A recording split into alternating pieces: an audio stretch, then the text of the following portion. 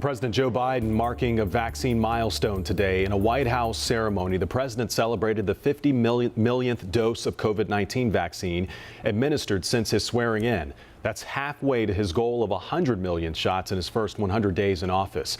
As part of the ceremony, 4 frontline workers received vaccine doses on live TV as the White House aims to build confidence in the vaccination program. They include a pair of EMTs, a school counselor, and a grocery store worker. Teachers and child care employees are getting their first COVID vaccine shots this week. The step forward comes as thousands of people 65 and older are still waiting for their chance. One local physician thinks his practice could help if the state would send them vaccines. WCNC Charlotte's Chloe Leshner is live at Novant Health's new clinic in East Charlotte. Chloe, why haven't primary care doctors received a larger allocation of vaccines?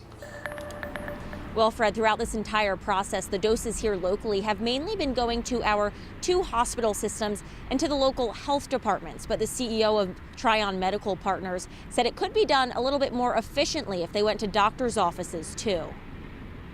It's a moment so many are still waiting for. It's the first relief feeling day that I've had in a long time. I feel like at last I'm doing something positive.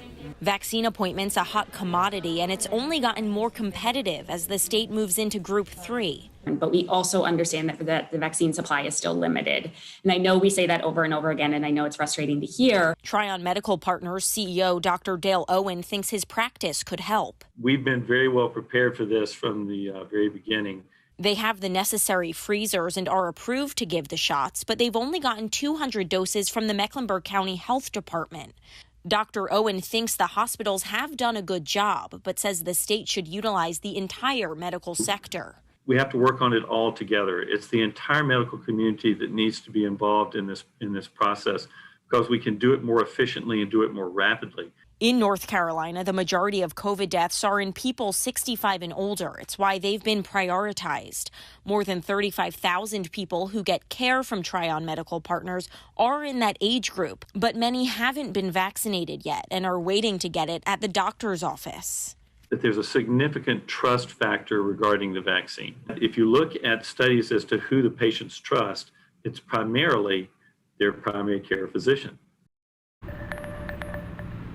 So this really is another example of the supply and demand issues that we've been following the entire time we've had vaccines in our community. Tryon Medical Partners and a ton of other organizations have been approved to give the vaccines. There's just not enough of them to go around right now.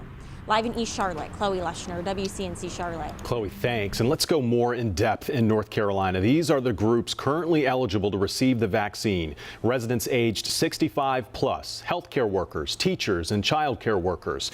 In South Carolina, it's just those first 2 groups. The state's top health official told lawmakers today teachers, grocery store employees, and other frontline essential workers could be eligible for the coronavirus vaccine in 2 to 3 weeks.